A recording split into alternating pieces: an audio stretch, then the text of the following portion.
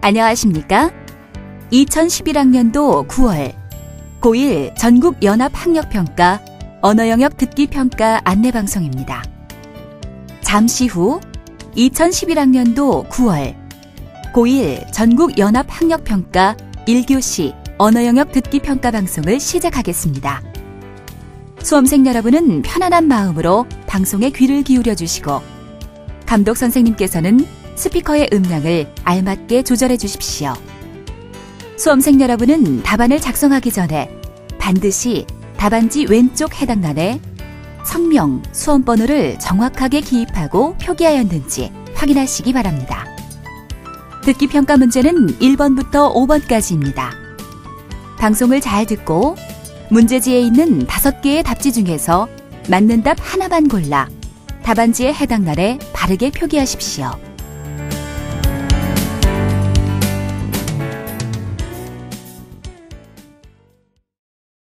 그러면 지금부터 1교시 언어영역 듣기평가를 시작하겠습니다.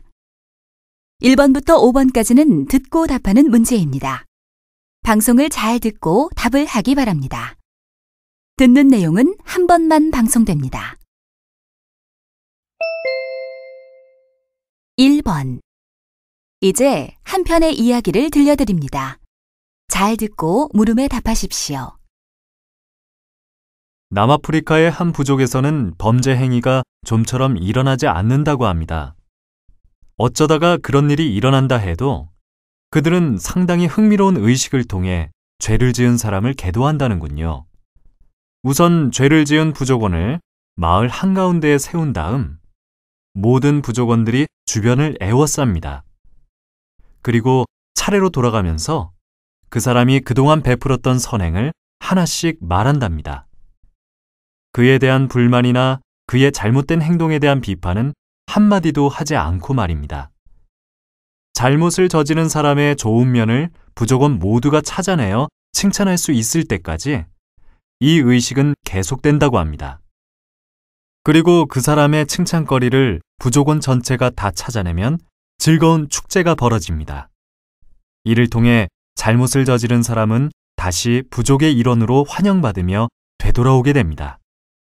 이 의식은 잘못을 저지른 부족원의 자존심을 최대한 살려주면서 그로 하여금 부족의 규율을 잘 지키면서 살도록 가르치는 효과가 있다고 할 수 있습니다. 바로 이러한 색다른 심판 때문에 이 부족에는 범죄 행위가 거의 없다고 합니다.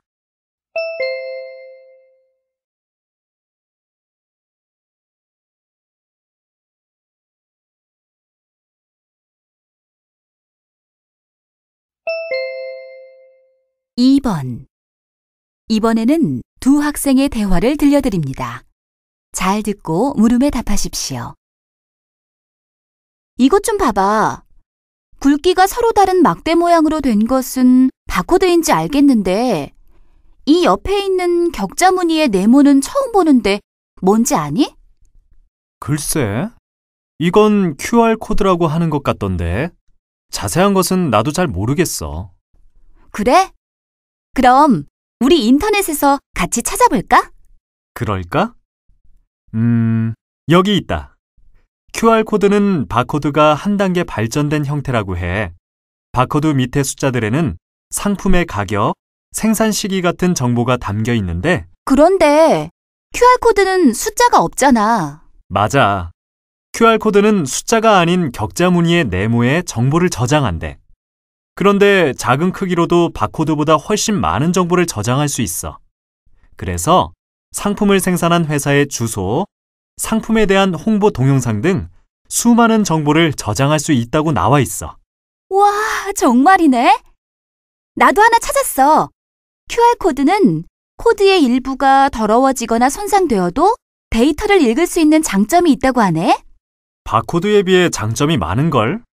다른 특징은 또 없을까? 여기 있다.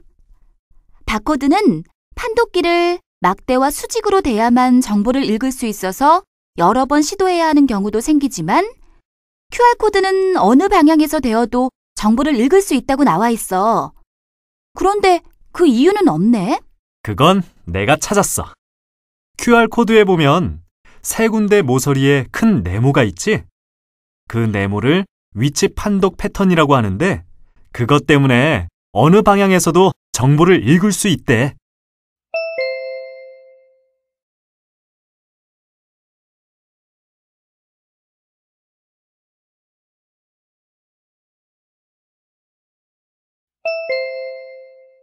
(3번) 이번에는 라디오 방송의 일부를 들려드립니다.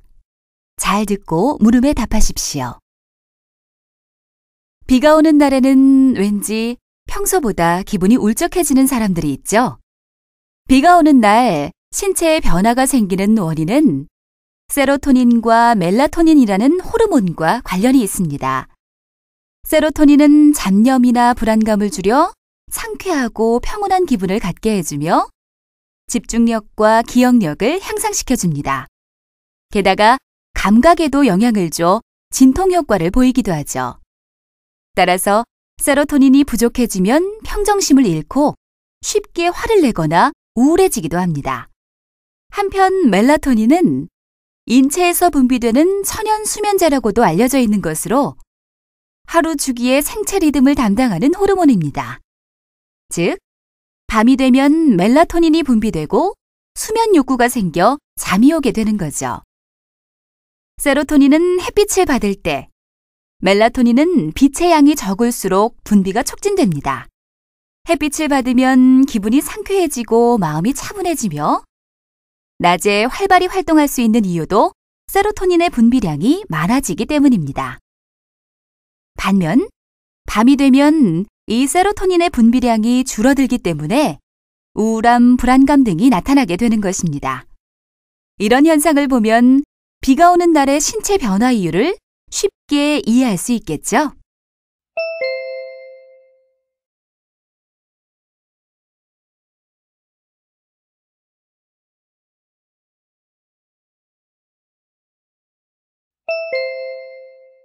(4번과 5번) 이번에는 대담의 일부를 들려드립니다.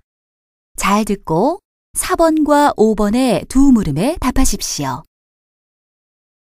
안녕하십니까? 오늘은 내 집 앞 눈 치우기와 관련한 과태료 부과 방침에 대해 소방방재청 김철수 과장님을 모시고 이야기를 나눠보겠습니다. 김 과장님, 먼저 과태료를 부과하려는 이유에 대해 말씀해 주십시오. 최근 들어 겨울철에 폭설이 잦아지고 있습니다.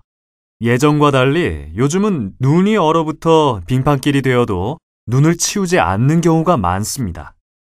그래서 각 지방자치단체별로 건축물 관리자의 제설 책임에 대한 조례가 제정되었습니다.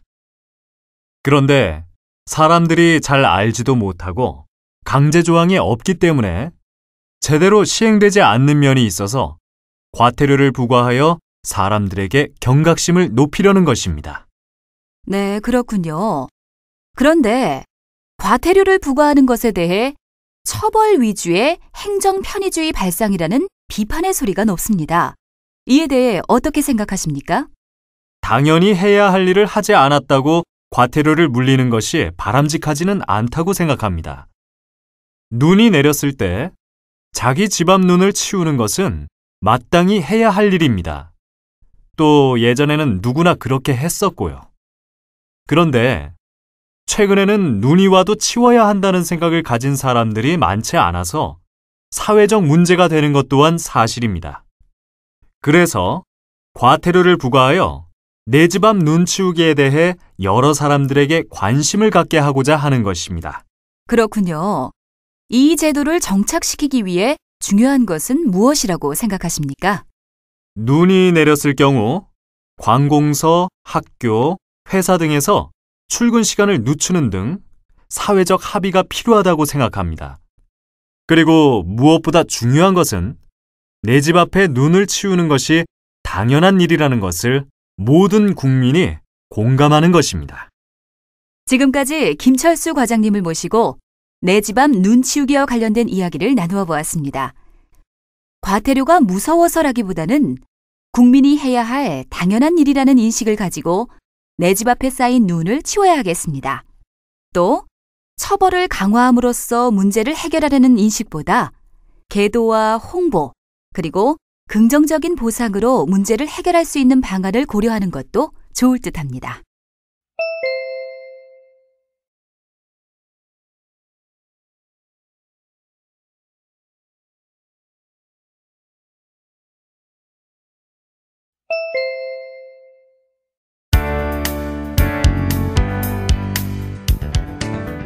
이제 듣기 문제가 끝났습니다. 6번부터는 문제지의 지시에 따라 답을 하기 바랍니다.